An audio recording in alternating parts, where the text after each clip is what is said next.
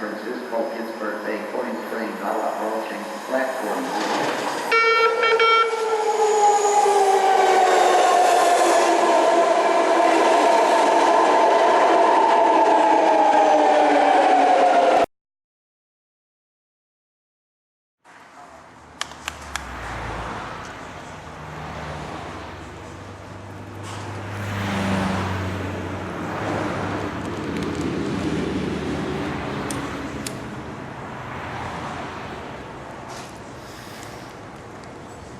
Jamie, I think comedy's hard.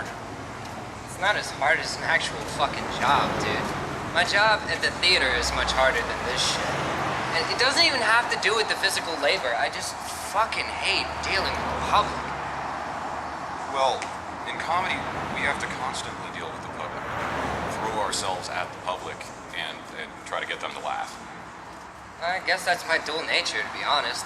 I'm well aware dealing with the public is my job, such as the irony of my fucking life. I work cafe, and I'm telling you, man, the self-righteous indignation and outrage to come from these petty customers is fucking insane to me. How entitled people can act, expecting 5-star service from a 2-star concession stand. That being said, the bullshit I deal with 5 days a week makes for better material, which hopefully makes me a better comic. If you go to Starbucks and your drink takes more than 8 steps to make, you're a fascist pig fuck, and everything you do and say makes this shitty planet worse. This is the hardest joke for white people to laugh at, because you're all fucking guilty of it. This is one of those reasons why nobody likes us. You can't just have food the way it's fucking prepared. You have to have it your own special little way, just to show the world what a trailblazing individual you are. Fuck you. Just drink the coffee and shut up. I work at a cafe and a movie theater. We serve Starbucks coffee, but that doesn't mean I know every drink this god-awful chain invented. This one dick whistle walked up to my counter. Excuse me, can I get a grande, long pull, quad decaf, non-fat, skinny cinnamon vanilla latte with extra foam? Would you like me to come in your mouth as well? 'Cause that's the gayest shit that anyone has ever fucking ordered from me. What the hell is quad decaf? You want 4 shots of espresso without the magic shit that makes coffee worth drinking? Decaf is for cowards! Get the fuck out of my life! I think we're all guilty of being asshole customers to a degree, but I've had some chill jobs. I worked as a lifeguard, and that was great. You just sit in the sun and flirt with girls all day until something goes wrong. Did something go wrong? Oh, yeah. Well, my next job at the bookstore was even better, because people don't really get uptight about their books. But I agree with you, comedy is way easier than a real job. How you doing? Anybody here married or in a relationship? Is your partner trying to get you into a threesome? Because my wife's been really pressuring me to get a threesome together. She actually wants me to go on stage and ask anyone interested if they want to do a threesome with us. I ain't seen a whole lot of hands. What the shit? It's not like a sexual thing or anything. It's like a financial threesome. We're gonna get together at the beginning of the month. You're gonna give us your credit card number. I don't even need to be in the room if you're weirded out by that shit. I told that joke the other day, and the only response was, "You do a 2-guy threesome?" I'd 2 chicks. It's the only threesome I do. Like, that is the most arrogant thing I've ever heard. You cannot possibly satisfy 2 chicks at once. And if you think you did, one of them was just being a sport. No. I want to have somebody to high-five while I have sex. And there's ways to do it so it's not gay. There's a hole at each end. You don't need to cross turkey necks or anything like that. Totally heterosexual. And yeah, it's great. You're like, yeah, I'm having sex. High-five. The guys on the other side are like, yeah, me too. High-five. Girl's like, you guys focus? Girls always ruin the bro moments, don't they? What makes comedy hard is confidence. That's what makes it tough. The confidence to look the audience in the eyes and tell them a joke. To have the audacity, fucking balls, to get on that stage and state in so many words that I'm not a fucking poet, I'm not here to change your life, I just want to bring some shit up that confuses me, and maybe, just maybe, you'll find what I bitch about funny. The rest of my workday would have been fine if this next lady hadn't shown up.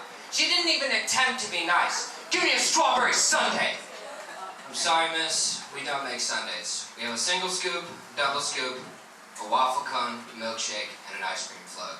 What's the difference between a shake and a float? Is this your first time ordering ice cream ever? Or did I wake up at a general store in 1903? Exactly what fucking century do you think we're in? Well, for me, I always think comedy's like way, it's not as hard as like real art, like creating a tangible object, like a movie, a book, a sculpture, a painting, creating something, to me, is way harder than comedy. So I explain the difference. She says, fine, give me a strawberry milkshake. All right. So as I start scooping ice cream into the cup, she starts yelling over and over again. Thank you, Jesus. Thank you, Lord God, Jesus. Oh, Holy Ghost, bless my soul. Jesus, God in heaven, thank you. Time out. If Jesus is as powerful as you think, he heard you the first time. Not to mention the Holy Ghost ain't making your fucking milkshake, bitch! Yeah. So how about you throw thanks to me next time you throw a spontaneous prayer seizure, you Bible-thumping fuck funnel. Would you like whipped cream on that? Oh, what the hell makes you think a joke isn't a creation? It didn't exist before you said it. It's just an idea. You pull it out of the ether like magic. Some people can do it and some can't. Actually creating something tangible looks hard to me, but that's because I don't really know how to do anything. Like that, or artistic. Maybe for people that practice, it's easy for them because of all the time they put into it. But for me, comedy's kind of easy. That is the last word I'd ever fucking use to describe stand-up. If your definition of comedy is just getting on stage and talking... That is exactly what it looks like to the casual observer. There is no difference. Okay, let's just agree that we completely disagree. Look, I'm not saying formulating a joke for the stage is easy. It's actually very hard for me. But homework's always going to be hard. And homework's an essential part of any art. The only reason why anyone does homework is because it's assigned to them by some fucking asshole. A joke is a personal project. And yes, even though we are sharing our jokes with the public, we have to write them for ourselves. Yeah, well, no, yeah, some asshole does assign us homework, but that asshole is us. Real grown-ups assign themselves homework because that's how you make the art better, and it's the only way to do it. Everything between the creation of the joke, which I like, and the stage time, which I like, is bullshit. I hate it. And the only parts I enjoy are the beginning and the end of the process. But to me, it's worth it. Okay, all right. Okay, at least that we can agree on. So, one time after a set, somebody said, well, are you gay? I'm like, well, I can't really say I'm heterosexual, because the vast majority of the times I've come in my life, I've been by myself. So I'm like an autosexual that, occasionally dabbles in heterosexuality when I can put it together.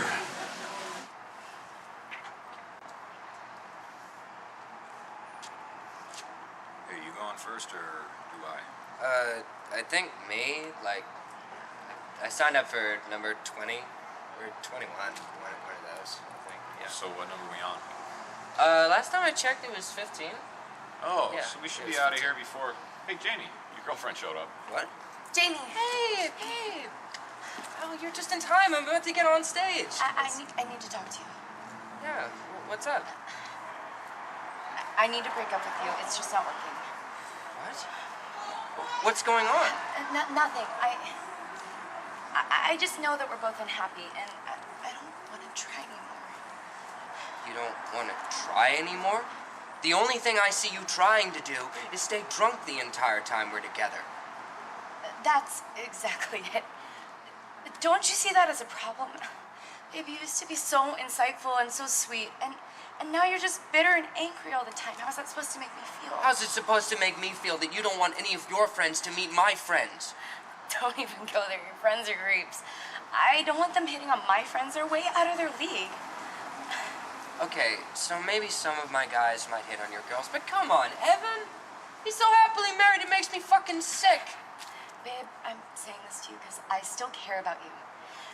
Evan is the worst one of all, and I need to shower after hearing his voice, and he's most likely gonna get you two arrested. And I'm actually surprised that you don't see that you guys might overdose or something, and he's an idiot man-child, and so his wife must be retarded or something, and I don't even like that he knows my name. I'm gonna go ahead and have a switch so you can, you know, and I never really did learn your name. You've just been Jamie's bitch to me. Hey, eat a dick, you fucking redneck. Oh, wow. What a cunt. God. Yeah. You're just gonna let him talk to me like that? You know what? You kind of started it. You just called his wife retarded. You know, you've never even pretended to have respect for any of my friends. Trust me, they don't even want to hang out if you're here. Oh, good. Like, I give a damn what they think. Is it so wrong that I wanted to be alone with you? No, that's not the problem. You just admitted you have to drink just to tolerate me. You know, for all your sensitive female compassion, you can be such a heartless asshole. Oh, there's something out there that offends me. As a Christian, I have a 20-year-old friend and he's a virgin. And that shouldn't be in a Christian country. Now what I suggest is churches start getting together a pussy tithe, all right? You know, like you fuck your husband 9 times, and then that 10th time, you go find some loser that wouldn't otherwise get laid, you know? Ease some suffering in the world. There is no sex act more Christian than a mercy fuck. That's all I got. Thank you very much. You never gave a fuck about my feelings. You knew from day one I was a socially inept, miserable, fucked up piece of shit, and until this very moment, you were the only positive, uplifting force in my life. I live for you, and you're giving up on me? Or you. I'm socially inept. I hate myself. I get it. You're unhappy. People get unhappy sometimes. I don't want to be dragged through your shit all the fucking time. Can't we just have one happy day? You should fucking hear yourself. People get unhappy sometimes. Fuck you. I'm unhappy all the goddamn time. There isn't a passing moment in my life I don't dream of slashing my wrists open and ending this fucking nightmare. You don't know the first thing about me, and I'm not gonna let my self-worth be torn to pieces by a self-important, mean-spirited, alcoholic fat bitch.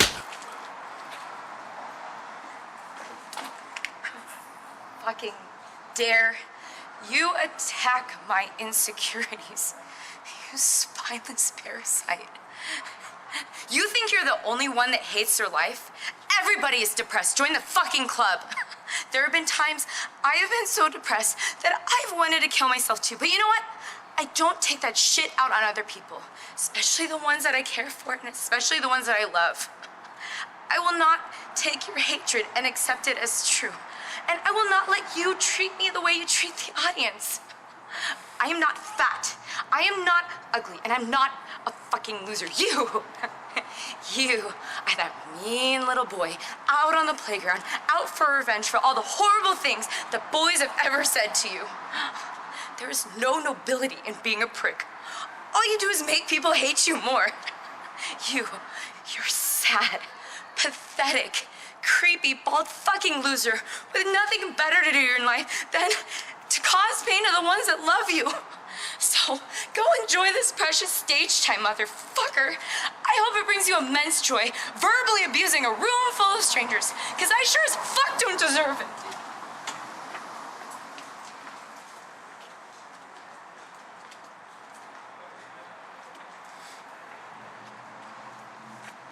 What? What the fuck? You're on. They just called your number. Oh, shit. Let's move on to some lighter material. You ever think suicide would help you win an argument against your girlfriend? Truth be told, I don't care for the way some women argue. I find it much too personal. And if we even tried to yell the same way you did, your vaginas would snap shut and you'd leave us forever. I can't think of a better way to guilt trip the missus than splattering my brains all over her goddamn curtains. You ever get to that point in the fight where she stops giving a fuck about loving you and just throws every cheap shot she's got? Fuck you, you creepy bald little piece of shit! You look like Jude Law with tapeworms! You're not even a fucking comedian, you're just a sociopath that gets on stage and yells at people for fun! You're so goddamn lucky to have me! Oh yeah?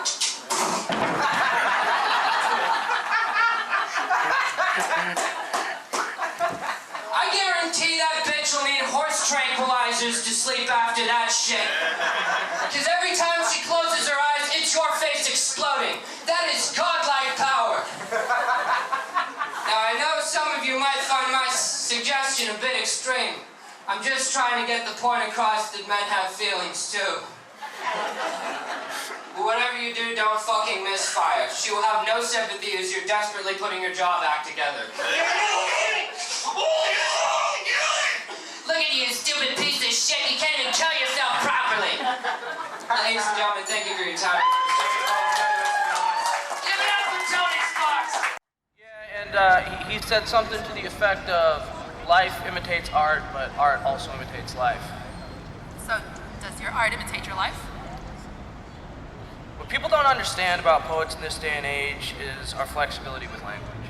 To be a poet is to be a novelist, a verbose painter of metaphors and similes, and a storyteller using only 26 soldiers called the alphabet. Does your art imitate your life? Wait, what? I didn't catch all those words. And why do your farts intimidate your wife? No, I think my fart... I think my farts do intimidate everyone, actually. They're like... Now I'm thinking about what he ate. And they give me that horrified look like, you monster, you demon. He's trying to say that a poet not only has to be a storyteller, but also be able to paint with words, right? Right, if you want to put it simply. Nothing wrong with simple. Ashley, simplicity is like apple pie. You only have it after dinner for about 15 minutes tops, sometimes. And don't get me wrong, Rube. I mean, we're both artists who, make contributions to society, but I think for the most part, our target audiences would enjoy our contribution to society. I agree with you, except for the part about being a painter. Poetry and painting are two completely different things. I mean, I could take one of your poems and I could make a painting based on it, but poetry isn't painting with words. At best, it can be used to describe a painting. I could see how poets paint pictures with words, but painting itself takes more than just writing, but I suppose the two cross paths on a double yellow drift off the blind highway. I can't tell if you're trying to be poetic or just really, really high. I'm baked like a fucking scone, dude, so no more big words, please. Look, at some level, painting with words is what writing is. I mean, poems are just as much visual art as colloquial. To spit flows is to render images through speech, describing the finite details and everything. People say a picture is 1,000 words, but I've certainly written sentences that draw 1,000 paintings. And 1,000 different people are gonna have their own rendition of that art. So in a way that makes the audience artists themselves. You are so fucking high. I'm jealous. Who gets higher? Oh shit, it's 4:20. Well, good job. You're stoned as fuck and you're still better at keeping time than I. Whoa. A poem isn't visual art. In order for something to be visual art, it has to be, visual. When I draw something, you look at it and actually see something. It's visual. But you can't say spoken word or publish a poem and call it visual art solely because it causes your audience to visualize something. A spoken poem isn't visual art. A written poem is. It's relative. A poem has to be more carefully worded to evoke something very specifically or very vaguely, whereas a cartoon stays specific and satirical. Like I said, 1,000 different images. Everyone's eyes are as different as their fingerprints. Everyone's ears are as different as, I don't know, their fucking eyeballs. The airball fingerprints. Yes, that is perfect. Work with that shit. Yes. Everyone's right. I'm not saying poems are the superior form of art, but poets have a tougher job, all right? All the sentiment and the meaning of a book vacuum packed into a 3-minute spoken word piece. It'd be easier to correlate a good cartoonist with a good painter. I mean, we both use hieroglyphs and symbols that mean some shit, but other than that, drawing and writing are virtually incomparable. There's a more concise word for spoken word. It's talking. Rube, there's a more concise word for being condescending. It's called, being a bitch. Ouch. Being a bitch is 3 words, Walt Shipman. Spoken word is 2. Draw a fucking picture about it. Okay, come on. There's no need for hissy fits. Spoken word isn't just talking, but it isn't a painting either. Isn't it harder to paint something and do something that you can touch versus just hear? Well, duh. I have to think of an idea and then set that idea to an image and then evoke words without just blabbing them out. I need supplies besides pencil and paper and a practice skill that takes hours of dedicated work. I'm not saying that painting and drawing are the superior art form. However, I am saying that visual art is harder to make. You don't have to be so rude. Both of you guys are artists. You know, I read in a fictional book at one point, the most likely not fact, that some people are kinesthetically inclined. And they'll say things like, I feel you, whereas some people are auditory learners. And they'll say things like, yeah, I hear you. Maybe the devil's in the details, and it just depends on if you want to hear something or you want to touch it. Sure, but saying that poetry is as hard or even more difficult than painting is like saying the hardest part about making a building is the idea that inspires it.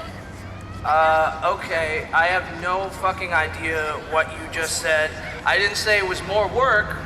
I said it was a hard job. There's a small difference in wording. I mean, all artists have challenges, but to create something that can't be held is challenging. It's something that few people have the capacity for. Intangible poems touch you. You try to touch them, and they bite. Okay, fine. Let's assume you're one of the divinely elected few whose impeccable poetry transcends the visual. Oh, those big words again. I'm just saying that it wouldn't be difficult for a decent poet to exercise figurative language and put it to paper. But in order to make visual art, you need practice skill on top of natural talent. You think cartooning is easy, but every panel takes hours of dedicated work. Right, and now that you've acquired the skill and you're one of the divinely elective minds of our creative unconscious, you too can manifest dreams and put them on paper. It wouldn't be hard for a decent cartoonist to take what they know about shapes and make patterns. Each word has to mean something in reference to the other one, okay? You gotta take the same shit and draw it over and over again within the confines of your artistry. Realistically, that's probably what I'm doing too, but without meaning to. So maybe your repetition is more deliberate than mine, but your repetition is what your art is hinged on, which for a rant-engraving psychopath like me, might be a fucking impossible. George Orwell thought that using big words is an impediment to communicating in English. Hey, I just used a big word. Yay! Hold on, Felmo. Art has never been easy for me, especially if I'm drawing the same character over and over again. Every time I draw that character, it has to be easily recognizable, and yet different enough to evoke whatever emotion or reaction is appropriate for the situation. Which, by the way, I also have to create without the convenience of words. I'm not saying poetry is harder, okay? I'm saying that the work that goes into it is arduous. Poetry, hip-hop, and rap verses, which all have serious similarities, are meant to move about the universe in a constant flow and rhythm, morphing. Whereas your cartoons are locked in a box, and your speech exists in bubbles. Not better or worse or harder or more or less relevant, but different. Seriously, I feel like I'm in class. What the hell are you idiots speaking? Shakespeare. I'm sorry, Ashley, I'm not good at communicating in language, conversation, English, speaking, so I write poetry. It's not just the hours of work that go into every cartoon. Every drawing I make is built upon all the work, the practice, and the dedication I've invested since I could pick up a fucking pencil. I just don't see that kind of work going into a few carefully chosen words and unnecessary alliteration. I thought illiterate meant you can't read. Never mind. You both would irritate Orwell. Orwell would hate to read a script of this conversation. You both violate rules 2 and 3 of the 6 rules of writing. His rules of writing would be meaningless if it wasn't for rule number 6. The rules are meant to be broken as long as it's done for a good reason. Touche. I just broke rule number 5. Look, I'm just saying few people understand what goes into poetry. One second. And I couldn't tell you from experience, but I'd venture to suggest that cartoons aren't that much more harder to create than poems. But each of us has different challenges, you know? Yeah, well, my challenges include creating something that you can actually see. You wouldn't understand. One day soon, when I'm published, I will. You know, William S. Burroughs said something like, the only word for word is word. Well, the only fucking cartoon for cartoon is cartoon. Obviously, you both have an equal respect for your arts. Also, you guys share what all artists have in common, which is both are fucking weird. Granted, but poets are way weirder. See, there you go. Saying that, yeah, that my art is more weird, or your art is less weird. Weird is a bad word. Rube, let's say for the ache of argument, okay, that maybe that's true. Wouldn't you be claiming yourself unweird or normal? Don't get it twisted, baby. I am perfectly aware of how strange I am. But I'm not poet weird. Most poets should be confined to mental institutions.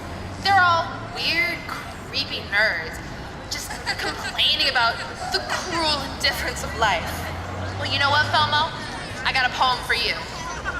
Why doesn't anyone treat me like a god? They should be kneeling to suckle my hog. Some are okay, but most poets are lame. Like Dr. Seuss, if he couldn't get laid.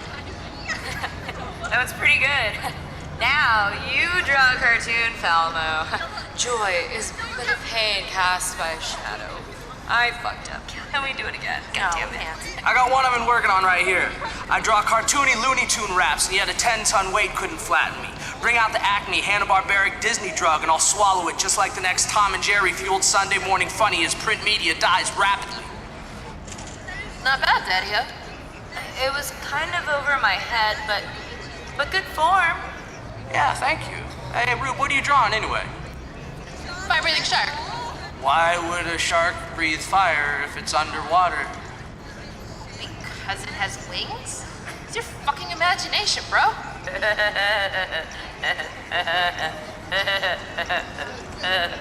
Look, art is art and creativity is creativity, you know? They'll save our lives, I believe that truly, and it takes all types, you know? We're creative people, and I have love and respect for all forms of art. Well said, my man. Seriously. Hope you wrote that down. You sound pretty dope on stage. Well, anything for stage time. I got one for you right here. I be coming with the flows, got 'em jumping like Jehoshaphat, knowing that'll never, ever, ever, ever stop. Blender trying to blow hit grass like it wasn't nothing. I'll be slumping till I'm running from a motherfucking cop. Here's something off top. I'll unlock like a safe while I wait to detonate. Like straight blow up, so what? Puffin' bomb crops, gotta detox. And when I'm at the battle, rappers don't show up, hold up. I ain't even hit the blunt yet. If you're trying to come sicker, then you're about to be upset. What's next? Coming up out of the SFC, dude. I said bounce, bitch. I ain't trying to be rude. This is the prelude. You can't stomach me like seafood. Y'all don't want to see me, but I know I'll see you. No redos. I'll be the one to spit fat, spitting bars like a bulimic bitch, hacking up a Kit Kat. Get back. I can't smoke enough herbs. Posted up in a Hurley jacket with the cuffs curved. You get ruptured when I sputter my spits. I got clarity, all cats do is stutter their shit. Bloody lips.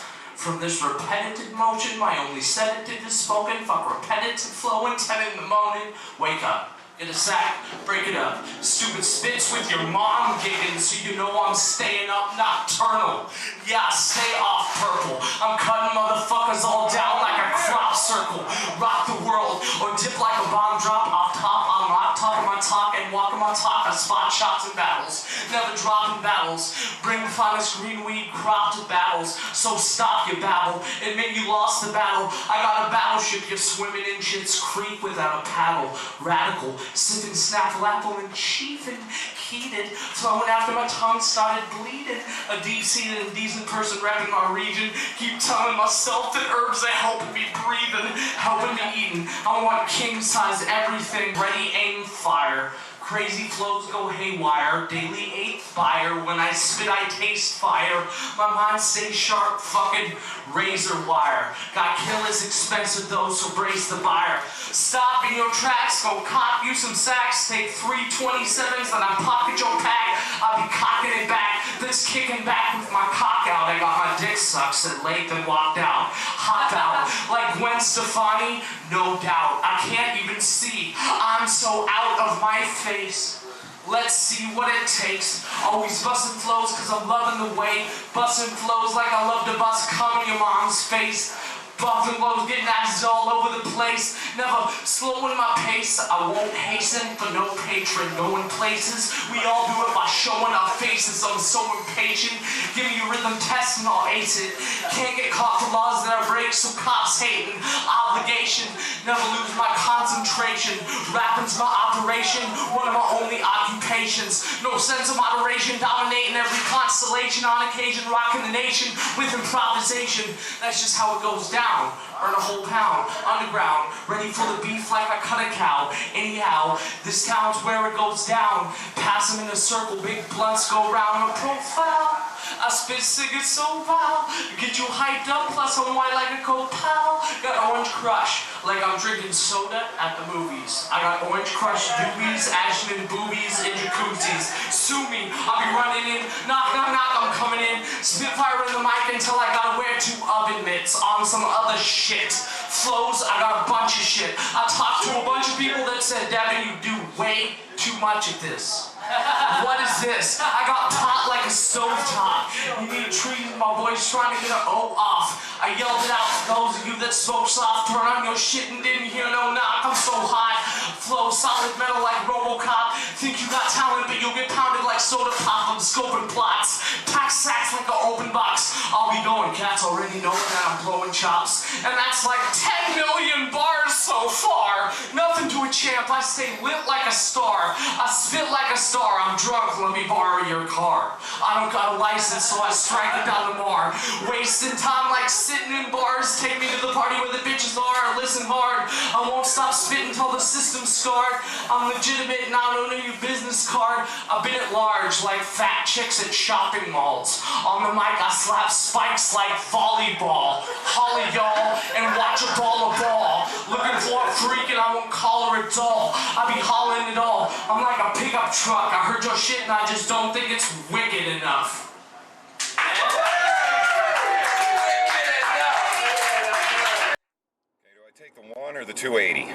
I'm not really sure, to be honest. Sydney, how do we get where we're going? It's like you're going to Becca's, but just go past Ocean. So the 280. Yeah, that's the one. I'm sorry, my bad. Totally fucking brain fart. Guys, I just saw a guy who looked just like Fabio, but fat and short. So, nothing like Fabio. No, man, it was like his face and his hair. Dude, fuck Fabio. He's a creepy Slavic dick face who happens to be in good shape. Like, I thought he was fucking fictional until you showed me him on YouTube. Okay, as you know, I've seen footage of him. And let me tell you what, he is every bit as magnificent as his trashy romance novel covers. Magnificent. Oh my goodness, he gives me the vapors. Do girls even find him attractive? I mean, like, universally. Well, like, I think there's got to be some women who just look at him and just see a parody of what women like. Like, he's just too good looking. Yeah, they probably look at Fabio and think, oh yeah, look, here's this. Shit! The fucking gas light went on. I sure as shit hope we can make it to Pacifica. Yeah, we will. Don't worry, man. We'll get there. Do you remember that time Fabio, like, was on a roller coaster and broke his nose? What? Okay, well, so there's Fabio, and then there's this bunch of schoolgirls, and they're all on a roller coaster together. And all of a sudden, a wild flock of geese just come out of nowhere and hit him right in the fucking face, breaking his nose. Geese? Geese. Jesus. When did this shit happen? I don't remember, but I do remember there's a picture of him holding up his nose like this, and there's blood pouring out, and all the little girls are just looking at him all terrified, like, oh my God, Fabio, his perfect face broken and bleeding. And it was wonderful. You should see it. I'll show you guys later. Sure. What was he doing with all those schoolgirls? Dude, Jesus Christ. Maybe those geese prevented something horrible from happening. No shit. Oh my God, I'm so fucking tired of these douchey macho motherfuckers just gallivanting like hoarding peacocks. I'm telling you, masculinity is moral fascism. Real men don't give a fuck what society thinks. The problem with being a sociopath is very few people are willing to relate with your unfiltered fucking hatred of everything. I went to the Pride Parade for the first time in my life, and it was indeed a joyous occasion. Everyone was singing and dancing, covered in rainbows and sparkles, just as fabulous as I expected. You want to know my only problem with the Pride Parade? It's too fucking optimistic. You ever get so depressed you think to yourself, God fucking damn it, does anybody in the world hate themselves as much as I do? I don't want to see a Pride festival. I want to see a shame festival. A parade of ugly, shirtless fat dudes covering their bits, tents, screaming, don't look at me! Don't fucking look at me! In the back are a bunch of 70-year-old crones in tattered wedding dresses smearing lipstick all over their face. Do I look pretty now? I used to be a model! Just the saddest acts of shit walking down the street to no music. Are you shitting me? I'd go every year with a sack of tomatoes just to throw at those goddamn losers. Shamefest 2016, let's make this shit a reality. That's joke number one, dickhead. Strap the fuck in. Does anybody have a gas fade? I'm tapped out, man. Yeah, hold on a second. I got 3. Okay.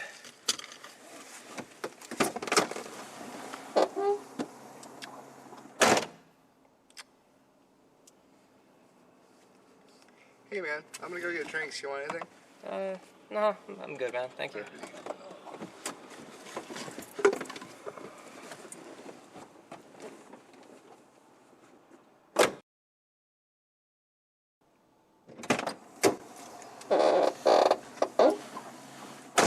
Where the hell's Sydney going? Just getting drinks. He said he was tapped out. Well, maybe he's using his card. Oh, man, he better bring me something. Dude, are you okay? You look, like, super pissed off. Well, whatever. If we don't have enough gas to get home, Sydney can panhandle or some shit. I don't care. Oh, come on, man. You're just being a little hard on him. No, come on. He's been fucking lagging and all that, and it's just been a drag, Well, hopefully okay? he got you something to drink. Hey, guys, I got you a strawberry muscle milk. See? What did I tell you? Kickstart. Oh, thank you. You know, guys, now that I think about it, the girls probably won some contest to be with them. Are we still talking about Fabio? You know, I asked the cashier guy if he knew who Fabio was, or if he thought he was beautiful. Anything to do with Fabio, really. And he didn't know who he was. He was like one of those guys with the turbans.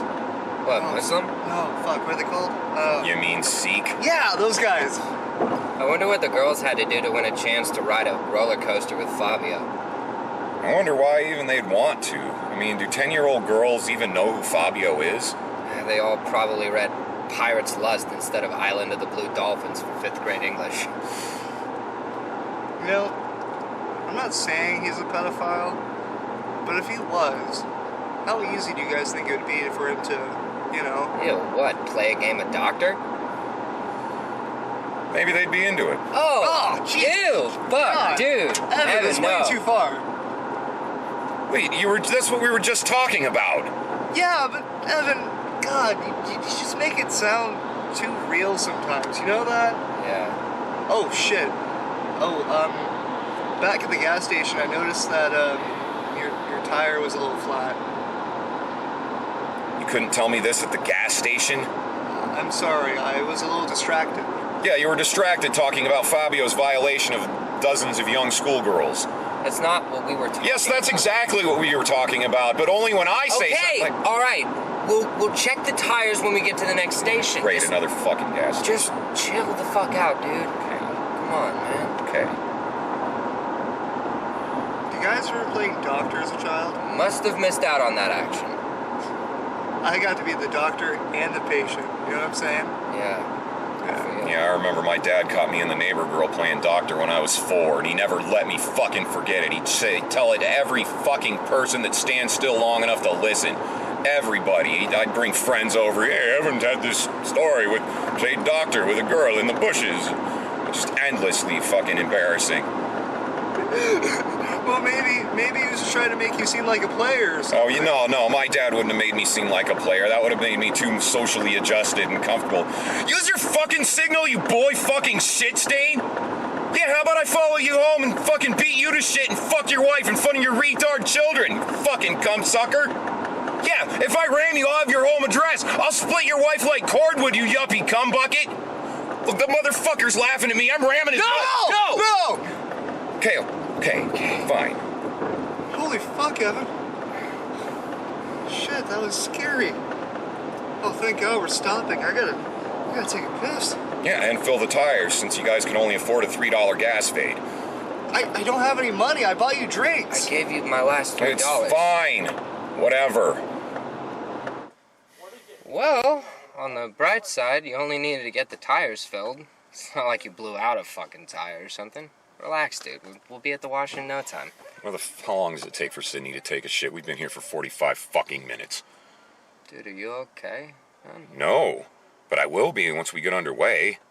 Okay, you just got this look. I just wanted to make sure. Look, I'll be fine. Just do what you can to make sure things go smoothly. You know how to get where we're going, right? Not really. Where the fuck is Sydney? He's in the bathroom. Great. Are you sure you're okay for this, man? No, I'm getting confused. Look, I'll be fine once we get to the wash and I can get on the mic. We'll drop Sydney off at his studio. Just get me there without any confusing bullshit and everything will be fine, okay? I feel like there's something you're not telling me. I'm having a panic attack. Oh, shit. I'm sorry, man. Should you be driving? Well, no. But you don't have a license, and Sydney's been doing key hits of Molly all day. Look, I don't know him that well, but... where the fuck is he? It looks like he just bought a hot dog. I'm gonna fucking kill him. As you get older, do you find it hard not being a cynical prick to every single person you meet? Because it's becoming an issue for me. I used to work at a fried food stand, and one night as we were closing, my boss shared this crazy idea he had for a restaurant he wanted to open. It was a hot dog joint, but all the recipes were based on international cuisine. Each dog represented a different food culture. He wanted to call the place Hot Dog Republic. Wieners round the world. It's like, that is fucking awesome. So we spent the next 5 minutes stitching out this menu. Everything was going great until he said, hey, what about a Nelson Mandela dog? Did you really need to stop for food? Evan and I are running fucking late for sign-up. Sorry, I want something hot. There's nothing at the studio. Damn it. How do you keep buying snacks and drinks and all this shit when you don't have any money for my tank? Jamie gave me his last $3. You keep buying snacks and shit. What's up? I put it on my car. Yeah, newsflash, you can put gas on the card too. It's not for stoner snacks and drinks only. It's for all transactions, both public and private. Do you want to stop? No, I don't want to stop at another goddamn gas station. I want to get to the fucking wash. We'll get there, man. It's fine.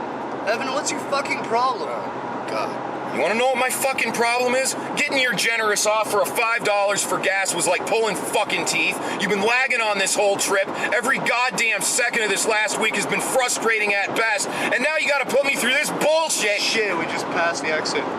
Motherfucker! Ah! It's fine. We're just gonna pull off here. We're just gonna pull right off. We'll just pull out this next exit's just fine. This one will be. We'll be. This is. We'll just pull off right here. What the hell is a Nelson Mandela dog? An empty wrapper with "Go fuck yourself" written in Sharpie? The dude spent most of his adult life starving in a jail cell. A Mandela dog should be a coupon for a free hot dog, but you don't get to redeem it for another 30 fucking years! That was an apartheid joke in case you're stupid. What the fuck are we pulling over for? Hey, Jamie, I can get the toys out of the glove box. Oh, yeah, sure. There you go. Take your time. What the fuck's this? Shh! No, I'm getting a little freaked out. I mean,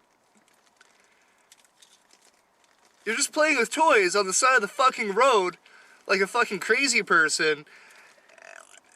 Where the fuck are we even? This is some weird ass neighborhood and we're just here playing toys. What the fuck, Evan? Please just leave it for now, man. I'm having a panic attack. These toys help. So just sit back for 5 minutes and everything will be fine. Are you fucking serious, Evan? Oh, I'm serious. I am so fucking serious about it. I need 5 minutes with these toys and everything will be fine. So shh. Just please don't talk, okay? No! I'm not gonna just not talk, okay? This motherfucker over here has almost gotten us killed at least twice today. Is now pulled over on the side of God knows where, playing with motherfucking G.I. Joe and Ninja Turtles like fucking terrible fan fiction, and I have an album to go make. I don't give a fuck about your guys' open mic. While you guys are just telling jokes for free, I'm trying to make money and get shit done. You know what? Fuck you guys. You guys are obviously fucking psychopathic, crazy motherfuckers. I am out. Fuck you guys. I'm walking. You get out of this car and you'll be under its tires.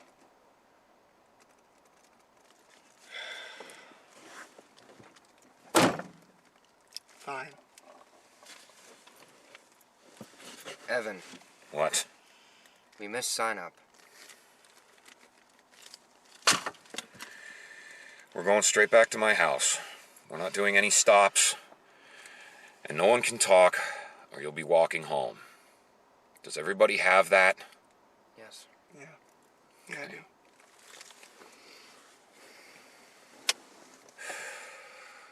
Before we get driving, can I bum a cigarette off anyone?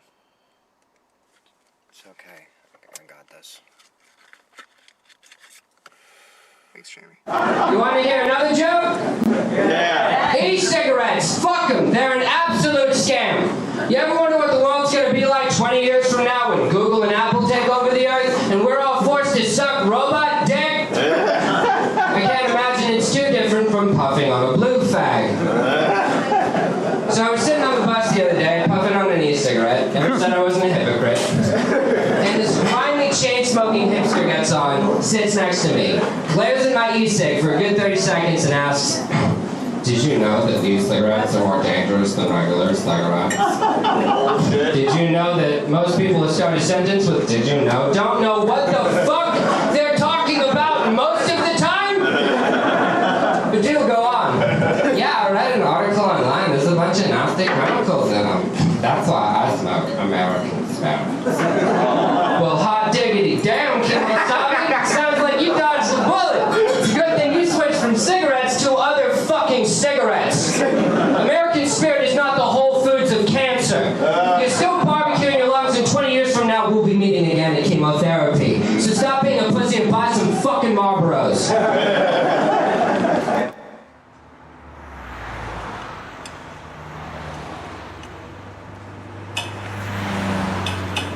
Alright, enough. Either you spill your guts, or I'm leaving. What? Why would you ask me all the way out to Selma just to fucking ignore me? Ashley, I know you too well, and I'm not buying this despondent goth girl act. Your outrageously antisocial behavior is really a desperate plea for me to ask you what's wrong. So it's wrong. Okay, fine. Fuck. You remember Jamie? Sure you do. He's your angry gentleman club.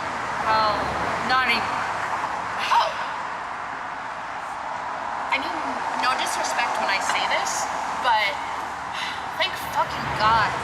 I've told you so many times, you can't love a man who hates himself. Yeah, the breakup was pretty brutal. I tried to be diplomatic, but he was out for blood. He said some pretty horrible shit. He said that I'm mean-spirited. He called me a alcoholic bitch. So I slapped him and I called him a fucking loser and stormed off. Remind me again why you feel bad about this?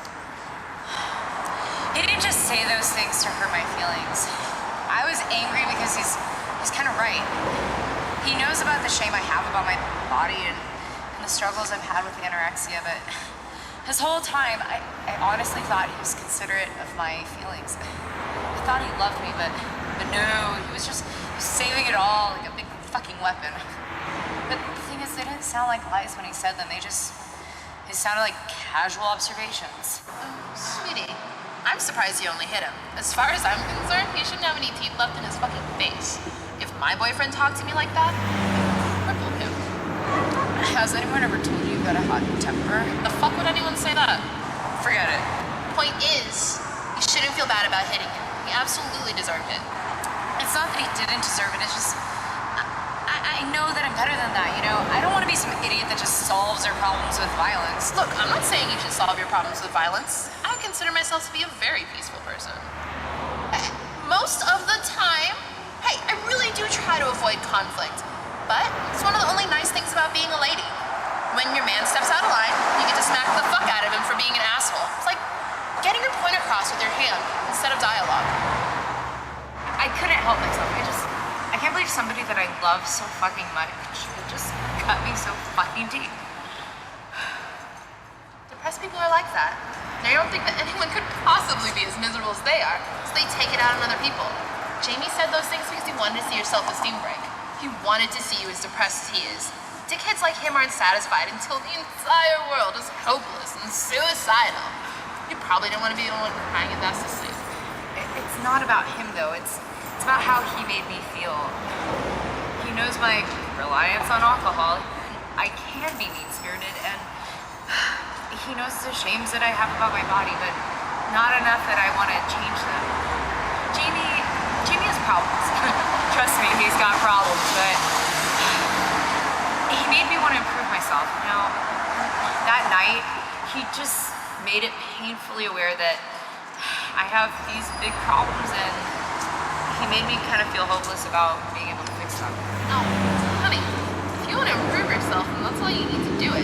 But do it for you. Don't go changing who you are because of what some maladjusted artist says when you dump him. You're right, but this is gonna sound stupid, but despite Jamie's shitty outlook and his serious problems, I genuinely envied his talent. You know, he could make art his life, and the fact that he could just take his anger and translate it and make a heartfelt performance. Artists don't know how lucky they are. I'm stuck with the doldrums of normal. I have no talent, and I lack the ability to just create something out of nothing. I just wish Jamie would get over his fucking pity party and acknowledge how fucking blessed he is. It's not fair. You don't want to be the type of artist Jamie is. His art comes from desperation. I mean, his life is so shitty.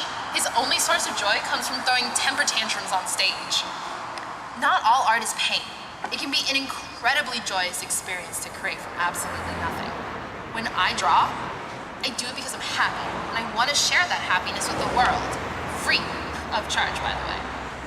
Some artists choose to pull from the depths of their rage and despair, hoping to find some kind of entertainment value from it.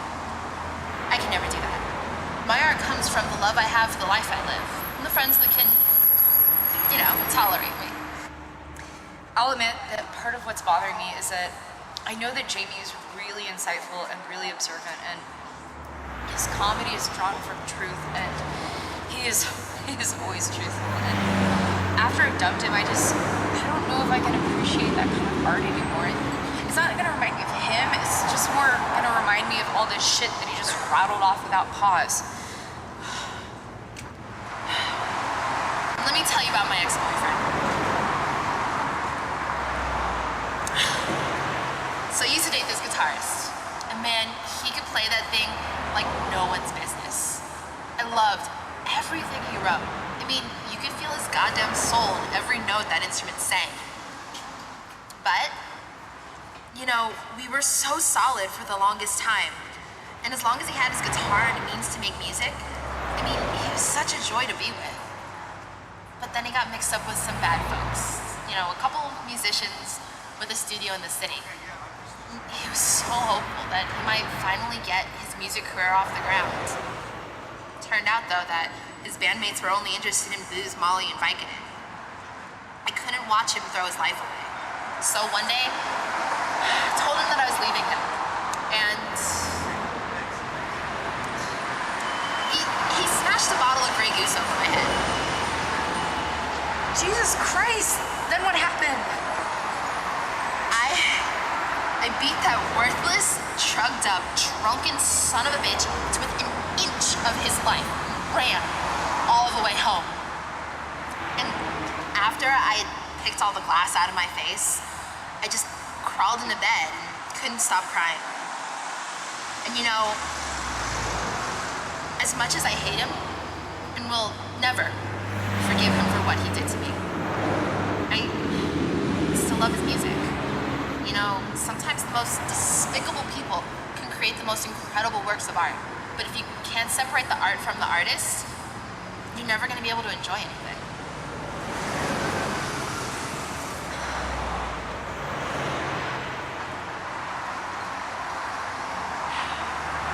Okay. Now you've got no excuse. Ashley, my darling, you are going to become an artist today. And we are going to make a masterpiece. What are we, children? What, you think I won't make a fucking scene? Take the goddamn marker. Okay, fine, fuck. I'm gonna show you how to make an entire world. The great thing about art is that there are no fucking rules. You can create anything you want. We can take this boring, blank, abysmal sheet of nothingness and give it life. We can create a fully realized place, filled with people, societies, entire ecosystems, teeming with stupendously silly life forms. Art is the definitive beauty of humanity. It gives us, everyone on Earth, a chance to play God with absolutely no danger. Are you ready to try this out?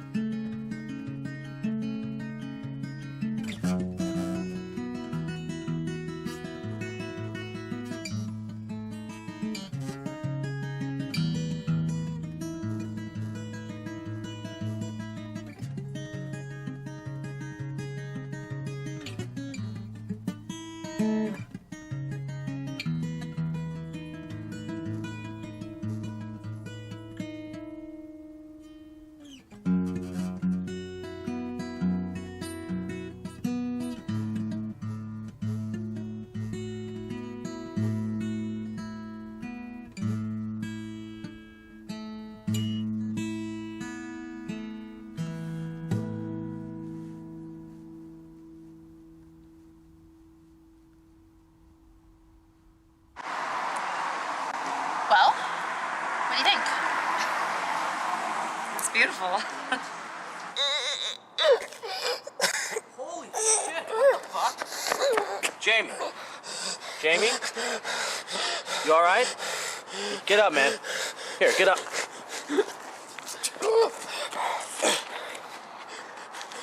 Okay?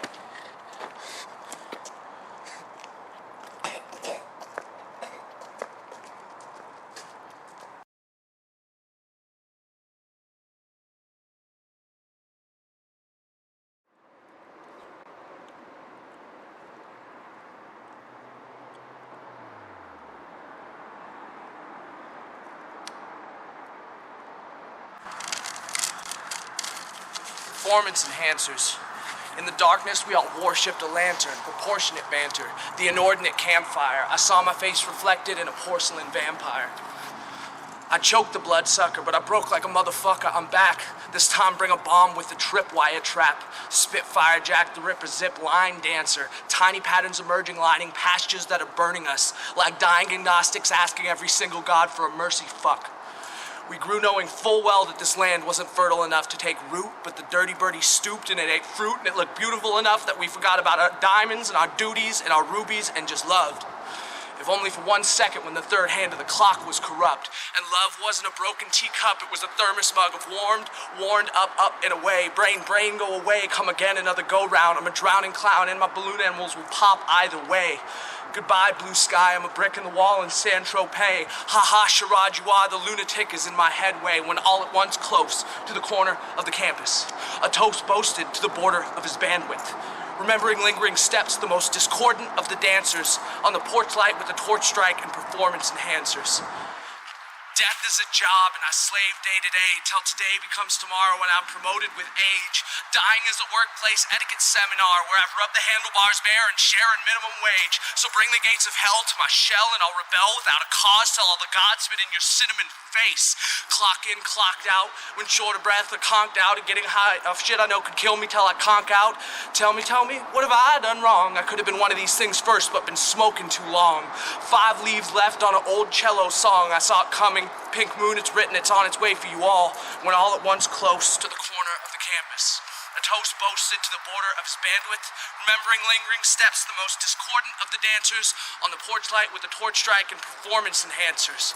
Performance enhancers, the inordinate campfires, I saw my face reflected in a porcelain vampire. Performance enhancers.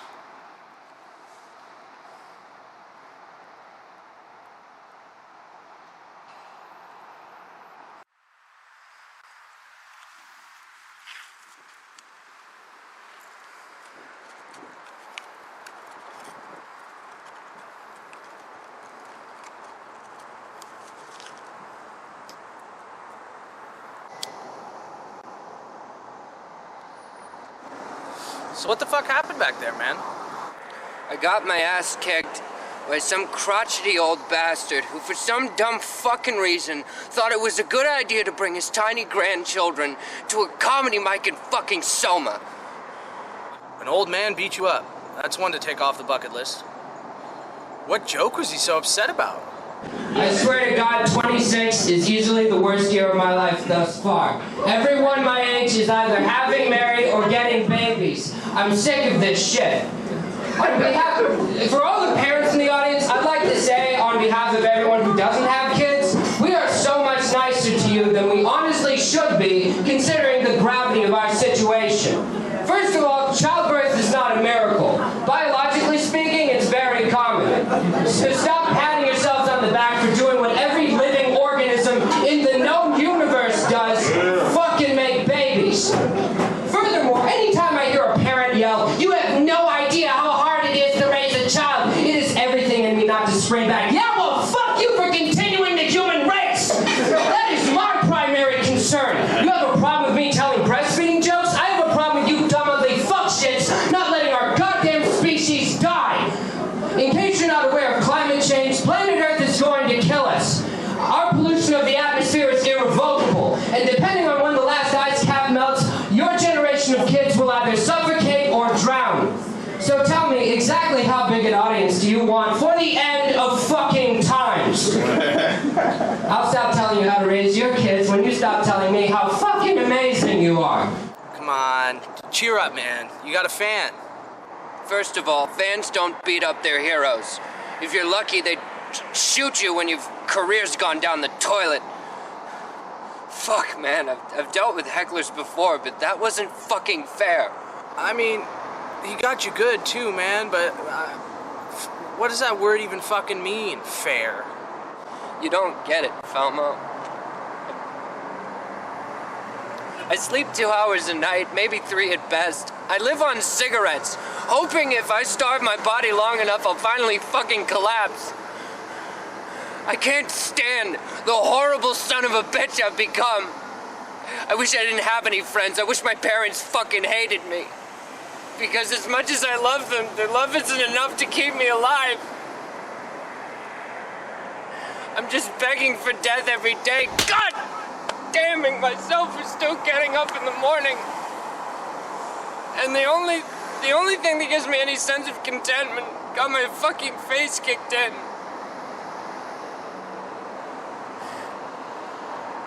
I don't want to try anymore. How is any of this shit worth it? I don't know, man. I mean, you remember Evan's panic attack? That shit's brutal. He has to live with that on a day-to-day basis. And I mean, define worth it. Monetarily? No. I pumped my life savings into music that nobody gives 2 shits about. If I wasn't spending it on new age hipster hip-hop jargon, I'd be spending it on drugs or worse, IKEA furniture. I mean, it's good to evoke an emotion out of people, you know? I mean, you know what they say, if you can reach one person. Go fuck yourself with a rake, Felmo. We do this because we feel shitty, right? Stage time is medicine. Side effects may include, but certainly aren't limited to, crazy motherfuckers violating you. And like all those self-important rhythmic rants of mine and self-degrading, disgusting jokes of yours would survive out in the wilderness roughing it like Mark Twain? Fuck no, they wouldn't. We need the microphone like a surgeon needs a scalpel. I mean,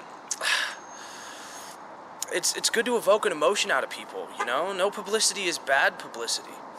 I mean, I bet you go to a comedy mic and, you know, do a routine about how some fuckface beat you up for doing another comedy mic, maybe pick up that pity fuck by a woman more damaged than you, and reassert yourself of your sanity, at least by comparison. If anyone is offended enough by an artist's work, enough to physically lash out at them, then they're fucking un-American. You know, we don't just make people laugh, we make them think from time to time, and old world caveman can't teach an old dog new tricks, ass fossils of formaldehyde flavored cunts would rather not fucking think. I guess people have been beaten and killed for less. Yeah, I've certainly gotten beat up before, and I will again, probably sooner rather than later. But, you know, this is a great metaphor, okay. If this guy brought his grandson or granddaughter into a strip club and then beat the shit out of a stripper once she took her nipple tassels off, would that be right? Would he have just cause for doing so? No, but that's kind of a funny scenario to consider. I don't care about entertaining audiences. It's not fucking about them. No, it's about you first, and it should be. But that guy's no fucking audience, man. He beat somebody up at a show designed to make people happy. He'll get his. Trust me. I mean, not only is that prick's grandson gonna grow up violent, but people are always gonna call you a prick for saying things that have even a shred of truth. The truth isn't nice.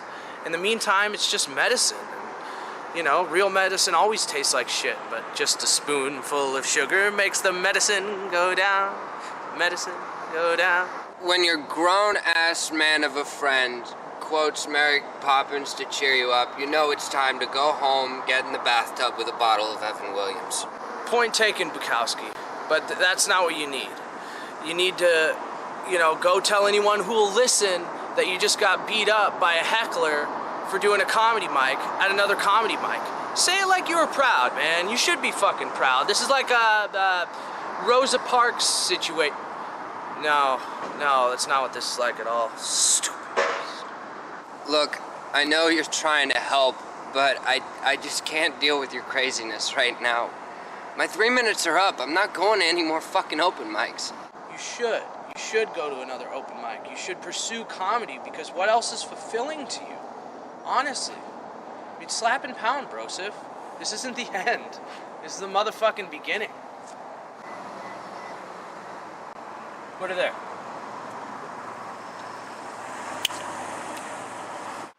Detoxicology.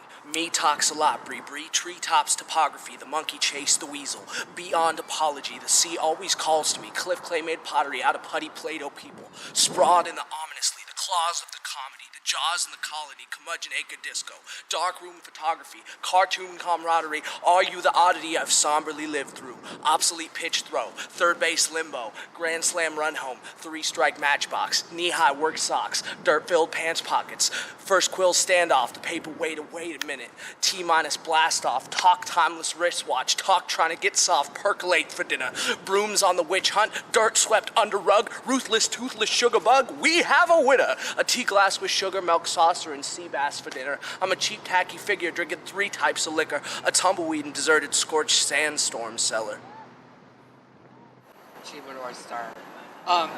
Okay, one of the things is like, I don't know how to say, the Bay Area, okay, people in LA, they're more out for themselves, okay? So it's grind, get, you know? In the Bay Area, there's more camaraderie and family. But there's problems with both. Like, the Bay Area, you tend to get more clicks. Where in LA, because everybody's out for themselves, there's no clicks. When I was 20, I looked like Wonder Woman. Now people just look at me and wonder if I'm a woman. I got no luck with anything either. The guys I date are idiots. The last guy I dated turned down a blowjob because he thought it'd affect his unemployment check. Then I dated this guy, and it was daylight savings time, and I walked in on him, and he had a Sharpie, and he was coloring in his you-know-what. And I was like, dude, you're supposed to turn the clocks back. See, that one always ripples. You got it right off the bat. Yeah, you might have to Google it, but that's okay. I still like you anyway. And he'll tell you on the way home, okay? Yeah, and then I dated this other guy, and we went home to do the dirty, because it's the first date, and that's what sluts like me do. But I got up to excuse myself to go to the bathroom, and I came back, and he's laying on my bed. He's laying down, but he's wearing my clothes. He's got a complete outfit of mine on. Can you believe it? He's laying on my bed, wearing my clothes, and he's pitching a tent. And I was like, oh my God, what do you do? Stand up! What are you thinking? Those shoes with that skirt and that top. Come here, honey, let's fix that stuff. San Francisco comics are, also, it's like they want to do stand up. Not that there's not that there too, but there's other forms of comedy there that they all delve into. Okay. Yeah. So there's sketch. There's getting stuff on YouTube, on Vimeo. There's trying to get into TV. There's acting. There's improv. Like I remember taking improv here before I moved, and somebody saying, "Oh, you're really great at improv. You know, I'd let you join my group, but you're a stand-up comedian. I'm like, well, you just said I was good. Yeah. And then I had comedians say, oh, well, you know, that's different. You're not a purist. You know, it's stand-up comedy, where all those things should be able to mix together. It makes you a better, in my opinion, a better performer, because it's all about well-rounded talent. Everything happens to me, though. It's like a mess. Like I'm walking down the street the other day, and this bitch called me a slut. Seriously, I couldn't believe it. Can you? I'm walking down the street, she calls me a slut, so I followed her all the way home to her house. I walked in her front door, and I blew her husband. No, I'm not really a slut. I'm more of a volunteer prostitute. Then I went, and at work the other day, I couldn't believe it. I failed a safety test at work. They asked me, in case of fire, what steps would you take? And I said, really fucking big ones. And they didn't like that. It wasn't the right answer. And then I went to my doctor's, and my doctor tells me I have to stop masturbating, and I'm like, why? He says, because I'm trying to examine you. I remember hosting an open mic down there, and I'd come in and I do the sign-up sheet, you know. I set the sign-up sheet up there. I say sign-up starts at 6. The show starts at 7:30. I get there. There's a sign-up sheet already that I don't know how long I've been out. There's like 6 people's names on it. You know, I'm like, so I just grabbed it and I threw it out. I don't care. It's my night. So I get there, you know, show starting, and get the first comic on, and this guy walks up to me and goes, "Hey, what happened to the original sign-up sheet?" I'm like, well, the original, I don't know. There was a sign-up sheet, but it wasn't mine. It's my night. I'm starting it. Well, there was a sign-up sheet out here, and I was number 1. I'm like, well, why did you put the sign-up sheet out there? I didn't do it. It was out there. I'm like, now, this is, right? This is the whole time the first person's on stage. And I'm like, and it's a small spot, so it's like, you know, here, I'm sitting at a table right here, and the guy's right up here, and this guy's trying to do his time, you know? And he's right in my face, going, well, you know, dude, that sucks. That's a really horrible move. I got 5 other mics to get to tonight, and you just ruined my whole schedule. Then go to the other 4 mics, you dipshit. You got 20 freaking open mics in LA you can go to. Why is this going to screw up your schedule? You know, you went hopping around signing yourself up to these open mics. You're not going to make all of them. But why are you saying, like, it's important? First of all, why is it important to me what you do? You know? And why do you think giving me that kind of grief right when somebody else is on stage in front of other people is going to help you in any way? You know, people are looking at you and they're going to be like, yeah, I want to work with that asshole. Hell yeah, let's book him. You know, my thought was, but I was holding it in. You know, I was like, hey, sorry, that's the rules. Sorry, that's the rules. This is the way it is. Sorry, that's the rules. And finally he gave up to go away. But what I wanted to do was say, dude, I'm sorry. Just hold back a minute. I'll get you up. Don't worry. And just keep calling people's names and never, ever, ever call his name and just make him wait. And that's the show. Thanks for coming. Hey! I wonder if strippers have dreams of being fully clothed dancing on the pole. Anyway, that's just a thought. Yeah, and what about gun control? Anybody here for or against gun control? Do you think about gun control? I don't. See, I really don't think about gun control at all because if I'm in danger, I'm going to use the same thing I've always used my whole life to protect myself. My personality. I am. A burglar comes through my window, I'm going to be like, where the hell have you been? I've been waiting forever for you. You look hungry. Come here. You want me to cook you some pasta? I can smell another woman on you. You've been cheating. Oh, you look so tired, honey. Let's cuddle. Go like the rest of them. I don't care. Come back. I love you. Don't leave. The other thing too is like here, everybody's trying to get to the punchline. Everybody's trying to get in the pops. And that's it. There, actually the Comedy Store is on its way now. You know, a lot of the shows are bringer shows. It does have some kind of, you know, reputation left. But for the most part, there's a lot of new places that are opening up that people are going to. There's scenes downtown LA that are small places, but still, they got the better comedy shows. So I'm single. Who's got tattoos? This is San Francisco. We got have a lot of tattoos. You got tattoos? Don't you hate? This is my biggest pet peeve. Don't you hate it when somebody walks up to you, points to your tattoo, and proceeds to show you their chicken scratchings of Calvin and Hobbes or whatever they got done in jail?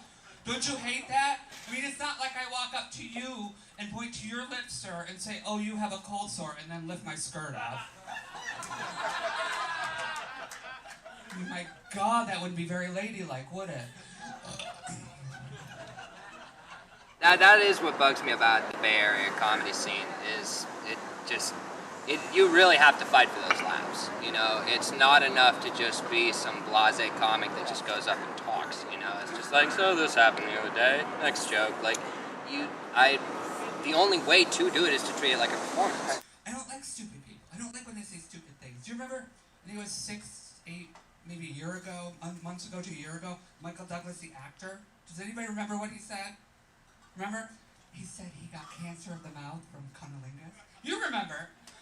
Michael Douglas said he got mouth cancer from eating pussy. I was like, what next? Blowjobs causing Alzheimer's? What next? Blowjobs causing Alzheimer's?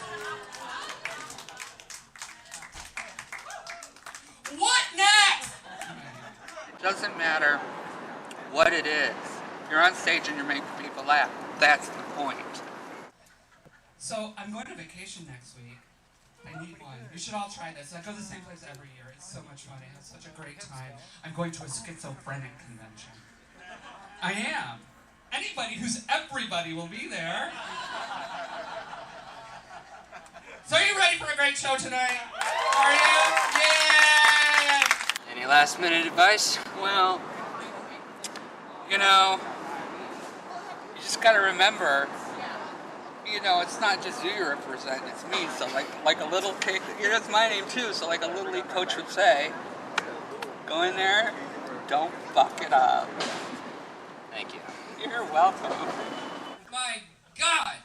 Never in my life did I think the future was gonna be this fucking boring. If you need any proof my generation sucks, look no further than flavored alcohol. Fucking whipped cream vodka, strawberry beer. The worst is Jack Daniels with honey. God damn it! Whiskey is one of the few things in this country white people should be proud of. And you sweet-toothed baby hipster shits are just gonna ruin that for everybody! Ladies and gentlemen, Jack Daniels is not supposed to taste like honey. It's supposed to taste like fucking despair. The only thought that should be running through your head when downing a shot of Jack is fuck my life. People of San Francisco, why the hell does whiskey need to taste good when the whole fucking point of drinking it is to feel nothing? That is a rhetorical question, my dear audience. The answer is fuck Jack Daniels with honey! Ladies and gentlemen, you have been a wonderful audience. I appreciate your time. Enjoy the rest of your lives. Give it up for the marvelous Tuesday.